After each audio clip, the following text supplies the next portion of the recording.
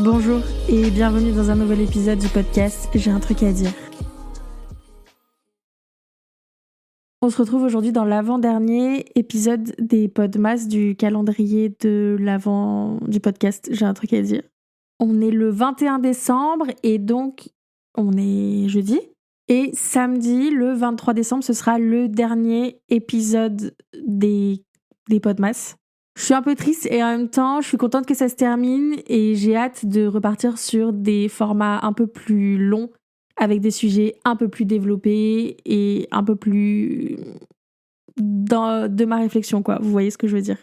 Aujourd'hui, on s'attaque donc à la partie 2 de ma rétrospective de l'année 2023. Ce sera donc la dernière partie et vous pouvez retrouver, si vous ne l'avez pas encore écouté, la partie 1. C'est tout simplement l'épisode précédent que j'ai sorti. Et je vais attaquer tout de suite parce qu'en fait, on a beaucoup de choses à dire. Enfin, j'ai beaucoup de choses à dire. Et je vais commencer avec le sujet de la santé mentale parce que ça a beaucoup évolué cette année 2023 pour moi. Et ça me semblait hyper important d'en parler. Je sais que j'en parle beaucoup en ce moment, notamment dans les podcasts, mais j'ai fait un burn-out et ma santé mentale, elle est tombée vraiment bas. Et ma santé physique aussi, ça allait avec le burn-out, mais ma santé mentale, puisque c'est de ça qu'on parle là maintenant, est tombée de très bas. En plus du burn-out, j'étais dans une dépression depuis plusieurs années et sûrement que l'un a influé sur l'autre et vice-versa. Mais le coup du burn-out, ça m'a vraiment mise encore plus bas. C'était un truc de plus par-dessus la dépression. Et avec le repos et tout, ça m'a fait du bien, mais visiblement pas assez pour calmer mon anxiété, mon moral à zéro et l'état de déprime constant dans lequel j'étais et qu'on peut être quand on est dans une dépression. Bref, en début d'année, ça n'allait pas bien. C'est ça qu'il faut retenir. Et là, je vais parler d'un truc très, très personnel et j'accepterai aucun commentaire réprobateur ou de jugement sur ce que je vais vous dire. Et en même temps, je trouve ça extrêmement important d'en parler parce que plus on sera à en parler, plus ce sera démocratisé et facile d'accès. Mais donc, comme ça n'allait vraiment pas, à un moment donné, mon docteur m'a prescrit des médicaments pour m'aider à remonter la pente. Et il n'y a rien de mal ou de honteux. J'en profite pour dire que je ne fais pas du tout l'apologie de ces médicaments-là. Je vous dis simplement ce qu'il s'est passé pour moi. Ce que j'ai ressenti, ce que j'ai vécu et quels effets ça a eu sur moi, en fait.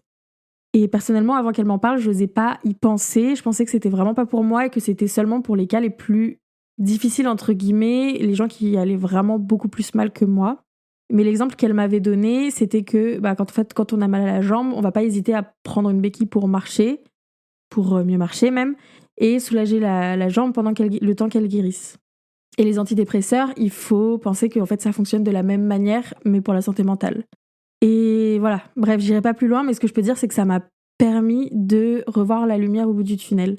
C'est hyper fort, mais parce que l'intensité de ce que je vivais était aussi très forte. Ça m'a permis de retrouver de la joie de vivre et la beauté de la vie. Clairement, la dépression et le burn-out, c'est pas drôle, c'est pas esthétique, comme on peut le voir sur les réseaux parfois, sur TikTok, etc. C'est pas stylé, c'est vraiment des maladies et il faut se soigner pour guérir. Tout ça pour dire qu'effectivement, au début de l'été, j'ai repris goût à la vie et j'ai eu envie à nouveau de faire des choses, de sortir, de m'intéresser à divers sujets. Et j'avais plus d'énergie, je dormais plus, je dormais de meilleure qualité, je pense, parce que je dormais déjà beaucoup. Mais donc j'avais plus besoin de dormir la journée et donc j'avais plus de motivation aussi pour faire des petites choses, ne serait-ce que mes tâches ménagères ou sortir faire un tour. C'est aussi à ce moment-là que j'ai commencé à réfléchir beaucoup plus sérieusement au podcast. Je me suis remise à faire du sport, bref, j'ai recommencé à vivre normalement, entre très gros guillemets, en tout cas sans tout ce poids dans ma tête et mon corps. Ça m'a permis d'effacer, d'estomper un peu tout le brouillard qu'il y avait dans ma tête, d'y voir un peu plus clair et surtout d'avoir moins peur, d'aller de l'avant, d'avancer, d'essayer des choses. Et ça a aussi un peu calmé l'anxiété. Et en fait, c'est un cercle vertueux puisque j'avais plus d'énergie, d'envie de faire des choses. Et plus j'en fais, plus ça me donne envie d'en faire. Et mieux ça va. Donc jusqu'à maintenant, je peux dire que ça se passe bien et que côté santé mentale, entre le début d'année et la fin d'année, c'est deux choses différentes. Mes amis m'ont même dit que j'étais deux personnes différentes, dans le sens où il y a eu un gros chemin parcouru et j'en suis très fière et très contente. Et je suis sûre que ça va continuer en 2024. Pour parler d'un sujet un peu plus léger, je voulais aussi faire le compte de tous les endroits où je suis allée parce que je suis pas une grande aventurière et cette année j'ai fait plein de sorties culturelles, notamment, j'en ai parlé dans la partie 1 de la rétrospective, mais je suis aussi un peu sortie de ma ville et c'est rare parce que comme je disais, je suis pas une grande aventurière. Déjà pour mon anniversaire, mon chéri m'a offert un voyage à Turin en Italie. Je crois que c'était la première fois que j'allais en Italie, c'était trop cool, le centre-ville était très mignon. Et surtout, on a visité 2 musées qui étaient très stylés. D'abord, mon musée préféré, qui est le deuxième plus grand musée sur l'Égypte antique du monde, le premier étant en Égypte, le deuxième est à Turin, et c'était incroyable. Et perso, je suis très fan de cette période de l'histoire. Vous le savez si vous avez écouté le tout premier podcast qui s'appelle « J'aurais aimé être chanteuse ». D'ailleurs, en parlant de ça, j'en parlais avec ma mère et elle m'a rappelé que quand j'étais petite, je disais que je voulais être archéologue la semaine et styliste le week-end. Bref, c'est pas le sujet, mais je trouvais ça extrêmement drôle. Vraiment, je n'avais pas du tout idée de ce que c'est de travailler. Et le deuxième musée qu'on a fait, c'était sur l'histoire du cinéma, parce que Turin et l'Italie ont une place importante dès le début du cinéma dans cette industrie. Il y avait des décors de films dans ce musée, des très belles affiches et aussi des expériences immersives. C'était vraiment très cool. Et surtout en Italie, on a mangé des extrêmement bonnes pizzas et pâtes. Les meilleures de ma vie, je crois. C'était très très bon. En juin, je suis partie dans le sud de la France, à Cavalère-sur-Mer, très précisément. C'était des vacances en famille. Et ça faisait trop longtemps que je n'étais pas allée à la mer, alors que c'est vraiment un endroit que j'adore et où je me ressource vraiment beaucoup. Je peux passer des heures dans la mer ou simplement à la regarder et ça me décompresse.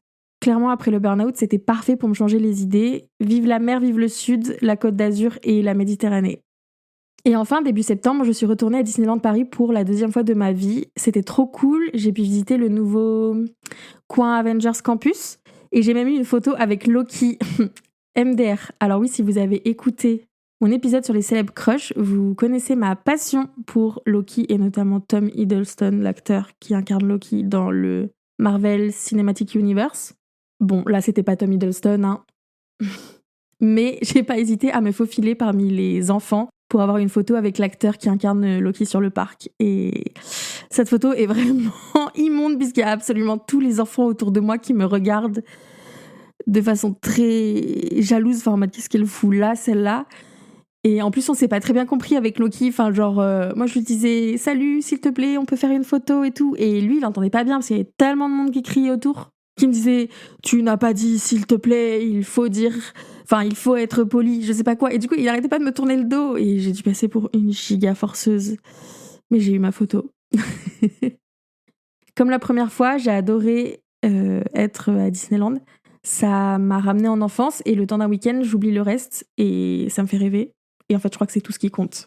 Par contre, il faisait une chaleur, il faisait 35 degrés en début septembre et il fallait un mental d'acier pour tenir toute la journée. Et en plus, je pensais qu'en y allant sur les jours de rentrée scolaire, on serait un peu plus au calme, entre guillemets, qu'il y aurait moins de monde. Mais raté, c'était la rentrée... Enfin, la rentrée en Espagne, c'était quelques jours après la France. Et le parc était rempli d'Espagnols. Vraiment, il y avait un monde de dingue. Pour la dernière partie de cette rétrospective 2023, la dernière catégorie, ça va être la catégorie amitié, amicale. Et là, aïe aïe aïe, ah là là, il s'en est passé des choses côté amitié et copinade, enfin les potes, vous avez compris quoi, cette année. Déjà, j'ai perdu 2 amis. Peut-être que je m'étendrai plus dans d'autres épisodes du podcast à la rentrée, mais la première a décidé de privilégier son couple plutôt que ses amitiés. Et le deuxième m'a carrément ghosté. Oui, ghosté. Et je pensais même pas que ça pouvait arriver en amitié. Enfin, en fait, je pensais que comme il y avait des enjeux différents qu'en amour, le ghost n'existait pas. Enfin, je sais pas, je m'étais jamais trop posé la question parce que ça m'était jamais arrivé, donc j'ai été très surprise. Et pour être honnête, ça m'a vraiment mis un coup. Je me suis beaucoup remise en question. Et l'amitié, ça a été un gros sujet pour moi en 2023. Je me suis beaucoup posé de questions sur mes relations amicales et leur nature. Je me suis demandé si les personnes que je considère comme des amis, des vrais amis dans le sens toujours là pour toi, quelqu'un de très proche, qui connaît tout de toi, qui partage ton cercle très restreint, est-ce qu'il ou elle me considère de la même manière ? Et la réponse, c'est que c'est pas toujours très clair et j'en suis pas toujours sûre. Et en voyant l'énergie que je mettais dans certaines relations, toute cette énergie qui n'était pas rendue ou au moins appréciée dans le sens elle n'était pas reconnue, j'ai décidé d'en garder un peu plus pour moi finalement de cette énergie et surtout d'arrêter de la donner à des personnes qui s'en fichent, qui la prennent et qui la froissent. Je peux être très très très très très fidèle en amitié et souvent trop donnée sans compter. Et malheureusement, parfois ça se retourne contre moi.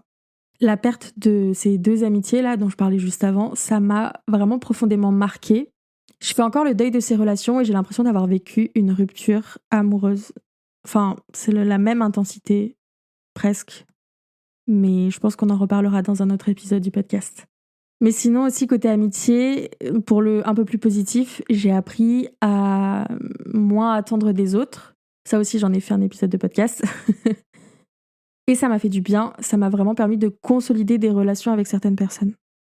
Et également, je trouve que c'est pas évident de rencontrer des nouvelles personnes quand on n'est plus à l'école ou dans le milieu professionnel.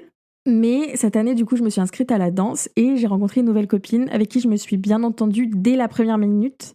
Et franchement, ça fait trop plaisir. Je suis très contente de l'avoir rencontrée. C'est cool parfois d'avoir un peu des nouvelles têtes dans son cercle. Bref, voilà, c'est un petit condensé de tout ce qu'il s'est passé en amitié en 2023 pour moi. Ça y est, on arrive à la fin de cette rétrospective 2023. Je crois que j'ai parlé un peu vite pour que ça rentre dans les à peu près 10 minutes, plus ou moins. J'espère que cet épisode vous aura plu. N'hésitez pas à me rejoindre sur Instagram pour soutenir le podcast @j'ai-un-truc-à-dire.podcast. En attendant, on se retrouve dans 2 jours, le samedi 23 décembre. Ce sera donc le dernier épisode des Podmas du calendrier de l'Avent, j'ai un truc à dire. Et ensuite, il y aura une petite pause pendant les vacances de Noël. Et on se retrouvera en janvier. D'ici là, je vous souhaite une bonne soirée, une bonne journée. Je vous dis à dans 2 jours. Prenez grand soin de vous. Bisous!